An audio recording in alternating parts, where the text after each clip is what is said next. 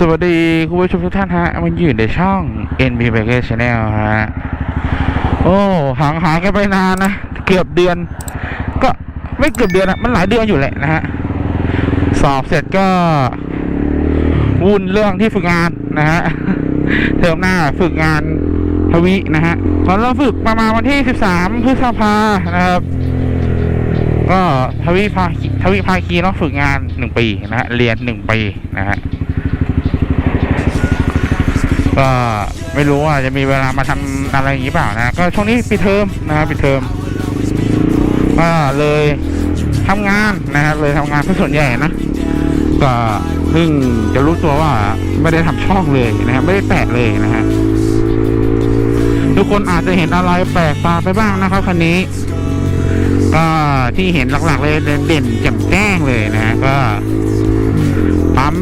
มือคัด RCB นะฮะก็ไม่ได้ถ่ายคลิปนานก็ประมาณนิดนึงนะฮะก็ผมไม่รู้ว่าเสียงตอนอัดบอกกันนอกนี่จะเป็นยังไงบ้างนะเพราะว่าเหมือนตัว BDM mod รูพอร์ตแจ็คเสียบไมค์มันน่าจะมีปัญหานะครับก็เดี๋ยวไว้ว่าผมจะดูอะแดปเตอร์แยกแล้วกันนะผมจะไม่ใช้ละ BDM mod นะฮะมันก็อย่างที่เขารีวิวกันเนาะเวลาเปลี่ยนแบตเปลี่ยนอะไรนี่มันลำบากนะก็ผมมีปรับองศาตัวกระปุกใหม่นะพอดีสายมันพับไว้เพิ่งสังเกตนะครับวันนี้เราจะไปไหนกันวันนี้ผมจะไปคาเฟ่นะอยากไปนั่งเล่นสักหน่อยนะฮะไปนั่งเล่นพักผ่อนหน่อยแล้วกันนะถ่ายคลิปถ่ายอะไรนะฮะก็ส่วนที่จะทำต่อไปกับรถคันนี้ก็คงจะเหลือแค่ตัว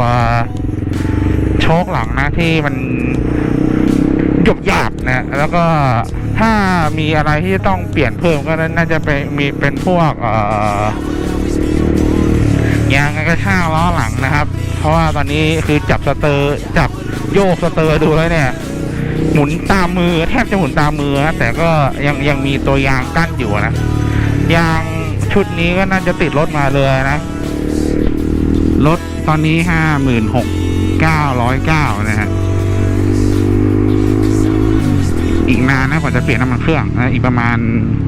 3,000 โลนะแต่รถก็ไม่ค่อยได้ขับเดี๋ยวผมว่าต้องเปลี่ยนน้ำมันเครื่องนั่นแหละประมาณอาทิตย์หน้าอาทิตย์ไหนเนี่ยนะฮะ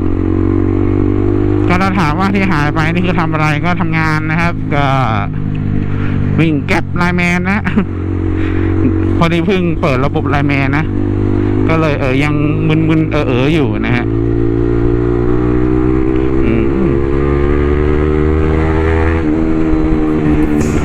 ไม่ได้ขี่นานผมไม่ได้ขี่คันนี้นานมากตั้งแต่ปิดเทอมแล้วก็ทำงานนะฮะไม่ได้ขี่นานมากคันนี้รอบไปตึงมือนิดหนึ่งนะแบบตึงมือนี่คือสแมทเนาะซูซูกิสแมทมันเป็นคันเร่งสายเดี่ยวนะก็มาขี่2 สายก็อาจจะแปลกแหวกแนวนิดหนึ่งนะฮะแต่ฟิลดีมากนะฮะไม่ได้ยินเสียงท่อดังนี้มานานแล้วนะโอ้ฟิลดีจริงๆผมเข้าใจคนที่มีบิ๊กไบค์1 คันแล้วก็มีรถไว้ใช้งานอีกคันหนึ่งแล้วนะฮะแต่แผนผมก็ยังไม่เปลี่ยนนะจะขยับเป็นตัวใหญ่อยู่แล้วนะครับก็เลยจริงๆมันจะมีอะไรหลายๆอย่างนะที่อยากจะทำกับรถคันนี้นะแต่ก็พับไว้ดีกว่านะก็เดี๋ยวรอดูอนาคตแล้วกันว่าจะขยับไปรุ่นไหนนะครับลังเลหลายรุ่นมากเลยนะฮะแต่ถ้าใจก็มีอยู่ 2 ค่ายนะฮะค่ายน้ำเงินกับค่ายเขียวนะฮะค่ายแดงนี้เอาไว้เป็นเขาเรียกว่าอะไรเอาไว้เป็นจุดหมายสูงสุดแล้วกันนะวันนี้เพียบพร้อมจริงๆนะ Later ตอนนี้ก็คือจะหลงปกติเวลาเราขับรถเล็กใช่ไหมที่เป็นเท้าเวลาเราตบเกียร์ไปข้างหน้านะครับมันจะตบลงนะแล้วก็เวลาถอนเนี่ยจะงัดขึ้นนะตอนนี้คือเกือบตบลงนะจาก 2จาก 3เดินลงมา2นะแต่มันนะดีนะลึกได้นะฮะมันมีอยู่ช่วงหนึ่งเนาะที่ขับแต่คันเล็กนะฮะเพราะว่าทำงานนะแล้วก็มาขับรถคันใหญ่ลืมนะ หรือบางทีนะขับคันใหญ่ไปขับคันเล็กก็ลืมเหมือนกันนะกำลังล่างไงกำลังจะขึ้น60เผลอไปงั้นขึ้นเบรกหน้าทิ่มเลย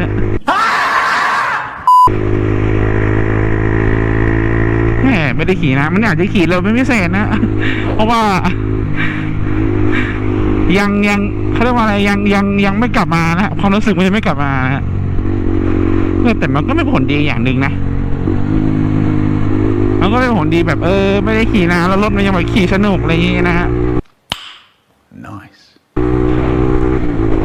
แต่ก็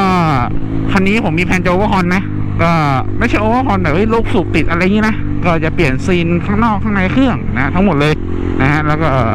ตั้งวาล์วบดวาล์วใหม่นะฮะหรือมันก็แบบอาจจะแบบ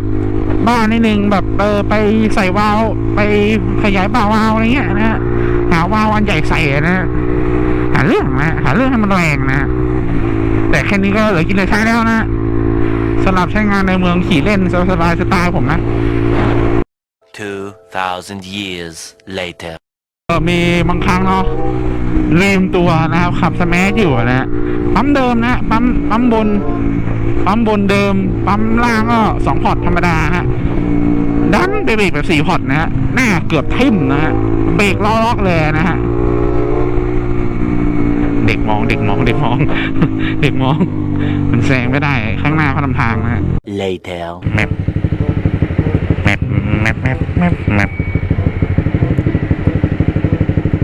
จึ๊บเติมเลยแล้วกัน ไม่ได้ขี่นานโอ้โหเทโค้งขวาเยอะมากนะ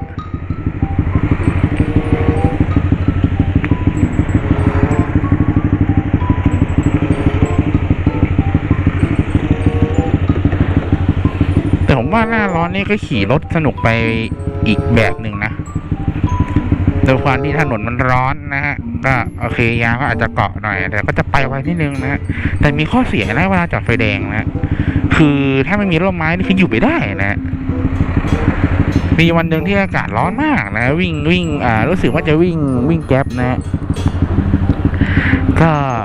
ตรงไหนมีรถบรรทุกตรงนั้นต้องมีร่มนะก็เลยไปจอดแก้รถบรรทุกโอเคก็ได้ร่มก็ยินดีผมไม่ได้อะไรนะ 2,000 years later ก็อากาศเริ่มร้อนนะหลีกเลี่ยงกิจกรรมกลางแจ้งนะฮะก็เน้นอะไรที่มันเป็นกีฬาในร่มนะฮะเช่นนอนอะไรเงี้ยนะกินอะไรเงี้ยฮะผมไม่ใช่อันนั้นน่าจะไม่ใช่กีฬาละอันนี้ก็เลยน่าจะเป็นแบบฟิลเด็กอ้วนนะกินนอนตีพุงอยู่บ้านนะฮะเล่นเกมนะแต่ไม่ใช่กระผมนะฮะทำงานนะฮะร้อนเนี่ยจอดต้นต้นไม้นะฮะดก100 ขวดเดียวนะฮะก็เดี๋ยวเราจะเลี้ยวขวาแยกไฟแดงข้างหน้านะฮะ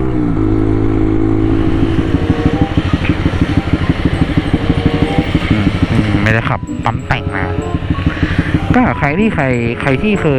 ขับรถที่มีกระจกเดิมเนี้ยนะคือมันจะมีแบบข้างตัวเราอย่างเงี้ย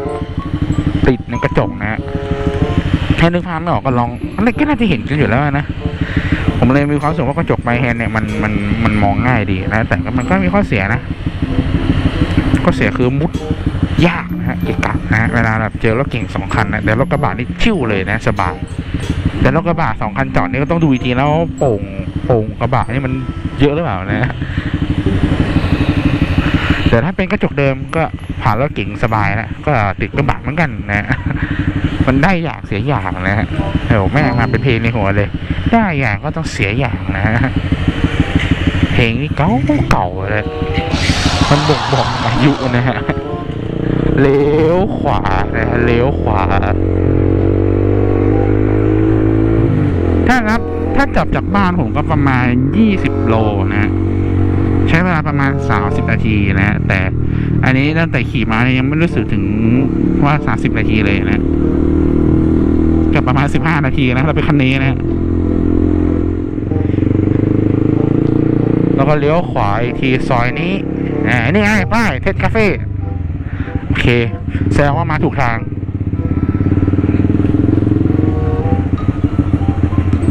จึบจึบว่าแต่มันอยู่ฝั่งซ้ายหรือฝั่งขวา